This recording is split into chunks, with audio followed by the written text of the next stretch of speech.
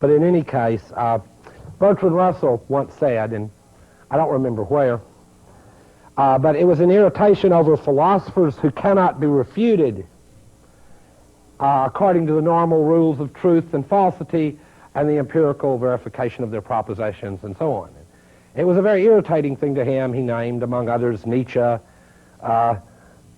Kierkegaard, and so on.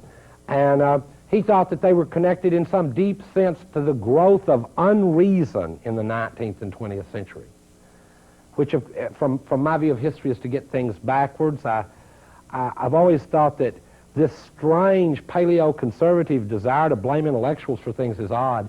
We talk about the Enlightenment, loosely in universities, as though 4 pedants could make an age of the world. You notice I haven't given an analysis of the Enlightenment, but of modernity, of modernization, of the advance of capital, because 4 pedants don't make an age. And 2 or 3 weird philosophers don't give birth to a century of unreason.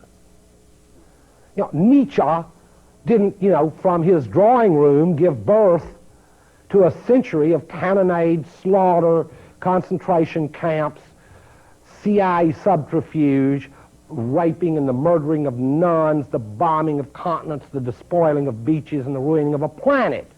4 or 5 pedants do not have that much power, and never have. That's just a sort of bugbear. They didn't unleash unreason on the world. Jeez, how crazy can some people get? I mean, even in the postmodern world, you shouldn't be that crazy to think 3 or 4 pedants invented this stuff. And don't think when I talk about the postmodern condition that 3 or 4 pedants invented that description. I mean, what makes these descriptions necessary is what goes on all around us and in our daily lives as we begin to feel distant from ourselves in bizarre ways. Nevertheless, Russell said, well, look, this unreasonable approach, he thought was connected to Hume's, as I've mentioned Hume before, to Hume's destruction of empiricism. What do you mean? Hume destroying the self and various other rational accounts. Russell thought the horrible consequence that followed from the multiplicity of interpretations, the many ways in which we can deploy the word truth, the shifting contexts in which we can interpret, the many narratives that we can tell. He thought the horrible consequence that followed from that was unreason.